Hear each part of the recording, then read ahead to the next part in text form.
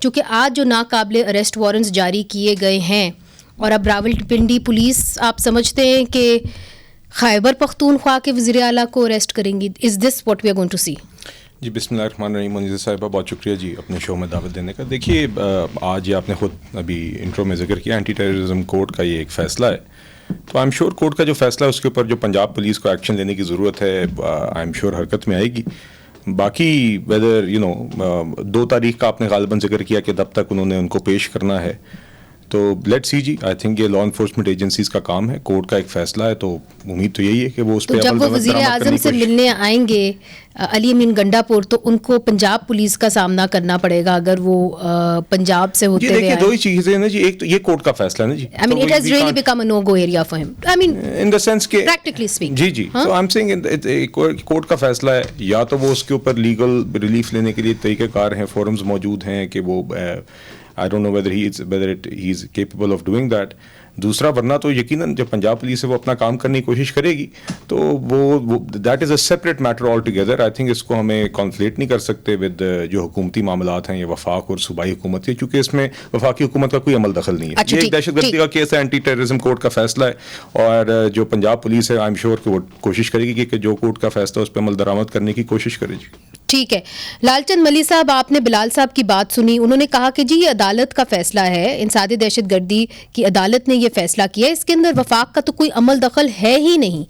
تو آپ تو وکیل بھی ہیں, آپ اس معاملے کو کیسے دیکھتے ہیں؟ یہ ساری یہ اس سلسلے کی کڑی ہے کہ یہ جو حکومت ہے جو وفاقی ہو چاہے وہ پنجاب میں ہو, ہم سمجھتے ہیں انلیجیٹمیٹ ہے, انلیگل ہے, غیر جمہوری ہے, فارم 47 کی پیداوار ہے, اور یہ علی امین گنڈا پور کو اپنے ٹرمز پہ لانے کے لیے اور پاکستان تحریک انصاف کو اپنے ٹرمز پہ لانے کے لیے کہ وہ ان کی جو لیجیٹیمیسی ہے اس کو قبول کریں, یہ ساری اس سلسلے کی ایک کڑی ہے. اچھا, تو آپ یہ کہہ رہے ہیں سر پلیز, آپ یہ کہہ رہے ہیں کہ اس وقت جو پاکستان مسلم لیگ نون کی حکومت ہے وہ اثر انداز ہو رہی ہے انسداد دہشت گردی کی عدالت پر؟ جی دیکھیں, وہ نہ صرف اثر انداز ہو رہی ہے لیکن پوری دنیا جانتی ہے جس طرح یہ حکومت بنی ہے, جس طرح سے عدالتوں کا انہوں نے فائدہ اٹھایا ہے. نواز شریف کی جو ہے وہ اکویٹلس ہو یا حسن اور حسین نواز کی اکویٹلس ہوئی ہیں, تو اس سے صاف ظاہر ہے کہ کس طرح سے انصاف جو ہے وہ پرووائڈ کیا جا رہا ہے اور اب چل دیا جائے. ٹھیک ہے. ناز بلوچ صاحبہ, ایک طرف سے لال چند ملی صاحب کی بات آپ نے سنی, دوسری طرف سے بلال صاحب کی بات آپ نے سنی.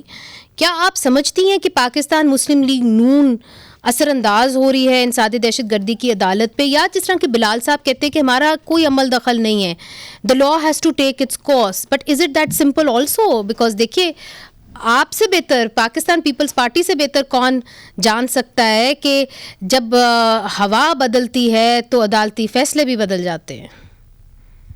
بسم اللہ الرحمن الرحیم. منیزے دیکھیں, بات یہ ہے کہ اس وقت جو 9 مئی کی ہم بات کر رہے ہیں, تو 9 مئی تو ایک تلخ حقیقت ہے.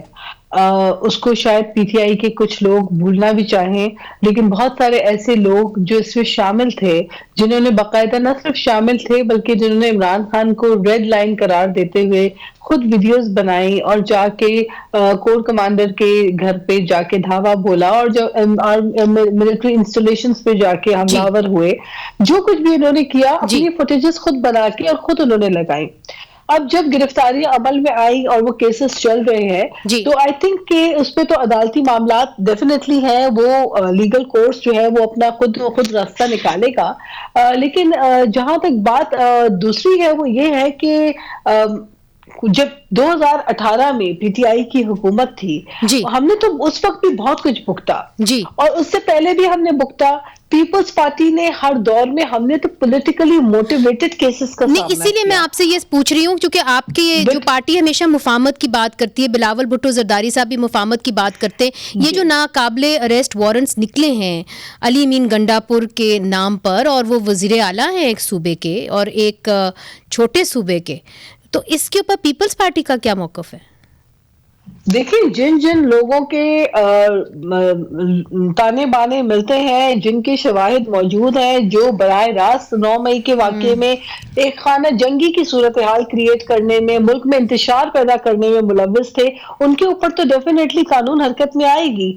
हम तो बेगुनाह पकड़े जाते थे, घसीटे जाती थी, हमारी पार्टी की लीडरशिप खवातीन को अस्पताल से घसीट के ले जाया जाता था, एमएस को तब्दील किया जाता था, क्योंकि ख्वाहिश होती थी उस वक्त के वजीर आजम की कि मैंने इनको जेलों की सलाखों के पीछे देखना है। हमने हालांकि फिर भी पीपल्स पार्टी वाहिद पार्टी है जो समझती है कि पॉलिटिकल विक्टिमाइजेशन नहीं होनी चाहिए। मगर आप ये कहते हैं कि जो अगर आपकी बात में समझी हूँ, आपकी बात का निचोड़ यही है जी, आपकी बात का निचोड़ यही है कि अगर 9 मई के अंदर आप मुलव्विस हैं और आपके खिलाफ पर्चे हैं तो law has to take its course.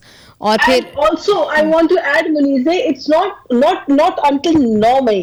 अफसोस की बात यह है कि आपने देखा कि जो IMF की दफातर के बाहर वाशिंगटन में जो एहतजाज हुआ, उस एहतजाज के अंदर चंद लोग PTI से ताल्लुक रखने वाले, उन्होंने जब एहतजाज वहां पे किया तो उधर आप देखें फिर दोबारा वही स्टेट मुखालिफ बड़े बड़े कैंपेन और वो अच्छा चलें, we will get into that। चीजों का इम्पैक्ट जो है वो बड़ा नेगेटिव रहता है।